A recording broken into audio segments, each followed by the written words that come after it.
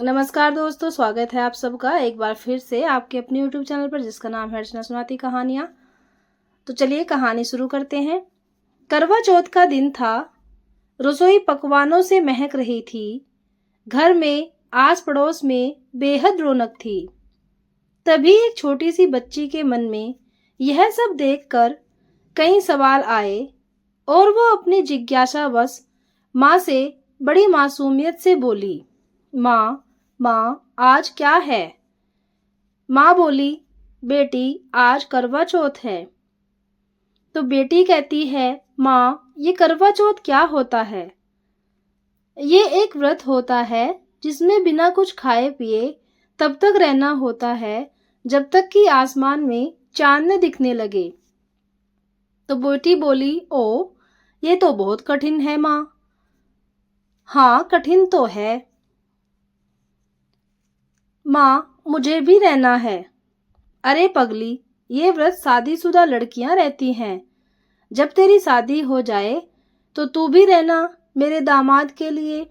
ठीक है माँ, आप कितने सारे व्रत करती हैं, कभी पापा के लिए, कभी मेरे लिए, कभी घर की खुशहाली के लिए।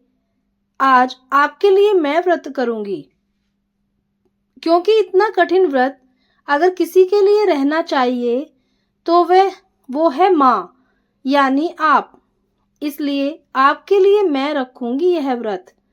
बेटी की बात सुनकर माँ वात्सल्य से भर उठी और हंस के बोली, अच्छा बाबा रह लेना, लेकिन आज सुबह तो तुमने नाश्ता कर लिया, इसलिए अगली बार जब फिर करवा चौथ आए तब तुम भी व्रत रखना, ठीक है? दोनों के बीच संवाद यहीं खत्म हुआ। माँ रात की पूजा की तैयारियों में लग गई। देखते देखते शाम और फिर रात हो गई। चांद हमेशा की तरह इस बार भी भाव खा रहा था। आस पड़ोस की सुहागिनें सब इसके इंतजार में थी। तभी बेटी आई और बोली, माँ चांद कब आएगा? तो माँ बोली, आ जाएगा बेटी, तू परेशान मत हो। बेटी बड़ी मासूमियत से बोली, माँ मुझे जोरों की भूख लगी है। दरअसल मैं आपके लिए व्रत हूँ। मैंने सुबह के नाश्ते के बाद कुछ नहीं खाया। नाश्ते के बाद से मैं भी व्रत हूँ। माँ आश्चर्य में पड़ गई और छलनी उठा उसे निहारते हुए बोली, तेरी माँ ही तेरा चांद है।